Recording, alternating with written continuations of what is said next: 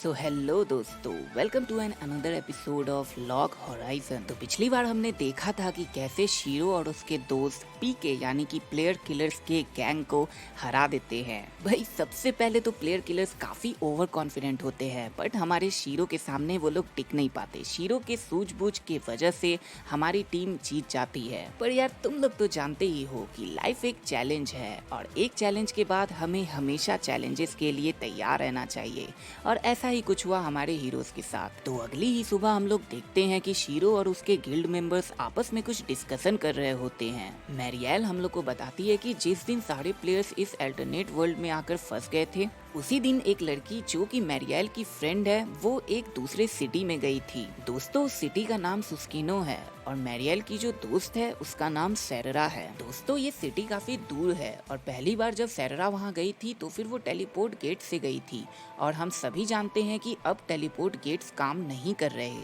तो अगर वहाँ किसी को जाना है या फिर वहाँ से किसी को आना है तो फिर उन्हें ट्रेवल करके आना पड़ेगा, और रास्ते काफी डेंजरस हैं। तो इसलिए इस डेंजरस रास्ते पे ट्रैवल करने के लिए हमें काफी दिन भी लगेंगे और साथ में हमें एक पावरफुल पार्टी भी चाहिए। दोस्तों शीरो हमें बताता है कि यहाँ का मैप बिल्कुल जापान की तरह है, बट ये जापान का आधा है, इसलिए अगर हमें सुस्किनो जाना है तब भी हमें 425 किलोमीटर तक ट्रैवल करना पड़ेगा।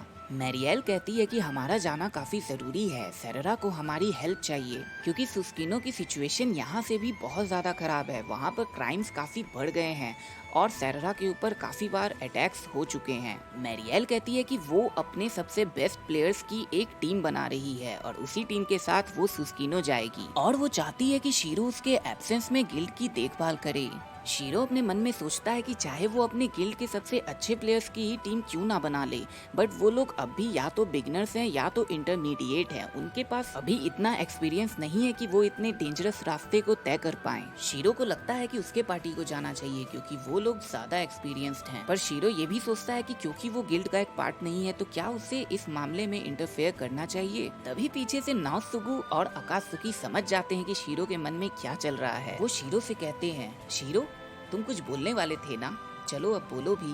और तभी शीरो डिसाइड कर लेता है कि उसे ही इस मिशन पर जाना चाहिए, और वो मैरियल से कहता है कि हम जाएंगे और सेरेरा को वापस लेकर के आएंगे। मैरियल काफी खुश होती है और अगले ही दिन शीरो और उसके दोस्त तैयार हो जाते हैं सुस्किनो सिटी जाने के लिए। मैरियल और उसके दोस्त शीरो को ऑल द बेस्ट कहते हैं। उसके बाद हम देखते हैं कि शीरो और उसके दोस्त एक आइटम को यूज करते हैं जो कि एक विजल होता है, और वो विजल एक ऐसा आइटम होता है जो कि हॉर्सेस को समन करने के लिए यूज किया जाता है। विजल बजाते ही कुछ हॉर्सेस उनके पास आ जाते हैं। शीरो और उसके दोस्त काफी दूर तक हॉर्सेस पे ट्रैवल करते हैं, फिर वो एक जगह पर रुक करके रेस्ट करते हैं। नासुगु कहता है कि हॉर्स बैक पे ट्रैवल करना सच में काफी ज्यादा थका देने वाला काम है। हम देखते हैं कि शीरो मैप में रास्ता पता लगाने की कोशिश कर रहा है और उतने अच्छे से कुछ पता नहीं चल रहा कि आखिर वो लोग हैं कहाँ। नासुगु कहता है कि अरे यार हम लोग तो खो गए। शीरो कहता है कि चिंता मत करो, हम लोग किसी भी तरह से वहाँ जरूर पहुँचेंगे। शीरो के पास एक सीक्रेट आइटम होता है जो कि उसने गेम में एक हार्ड मिशन को कंप्लीट करने के बाद पाया था। शीरो को मैरियल से किया हुआ वादा याद आ जाता है कि वो उसके दोस्त को सही सलामत घर लेकर के आएगा। वो सोचता है कि दूसरों की मदद करना ही तो लाइफ का असली मीनिंग है, और इसलिए उस सीक्रेट आइटम को यूज करने का इससे अच्छा मौका और नहीं हो सकता। इसके बाद अकात्सुकी अपने हॉर्स वाले विजल को बजाने ही वाली थी कि शीरो उसे रोक देता है और वो अपना सीक्रेट आइटम यूज करता है। उसका सीक्रेट आइटम भी एक विजल ही होता है, बट उस विजल से पता नहीं दोस्तों क्या समन होने वाला है। शीरो और नासुगु उस सीक्रेट विजल को बजाते हैं और हम लोग देखते हैं कि अचानक से आसमान को चीरते हुए दो पक्षी आते हैं। तो दोस्तों क्या ये सच में पक्षी है? नहीं, ये एक्चुअली में ग्रिफिन्स हैं। बिल्कुल सही सुना दोस्तों, ये जादुई जानवर आधे शेर और आधे चील होते हैं और ये हवा की तेजी से उड़ते हैं। दोनों ही ग्रिफिन्स नीचे आते हैं। अकात्सुकी कहती है क्या हम इन्हें सच में पेट बना सकते हैं? तभी नासुगु एक ग्रिफिन से हाथ मिला करके दिखाता है। ये ग्रिफिन्स तो काफी फ्रेंडली हैं, जैसा कि तुम लोग देख सकते हो दोस्तों कि हमारे नासुगु के साथ क्या हो रहा है। थोड़ी देर खेलने के बाद वो लोग तैयार हो जाते हैं जाने के लिए। अकात्सुकी पहले तो ग्रिफिन्स पर बैठने से डरती है, बट फिर शीरो उसे से हाथ देता है। अकात्सुकी थोड़ा सा शर्मा जाती है, पर फिर वो आखिरकार शीरो के साथ ग्रिफिन पर बैठ जाती है।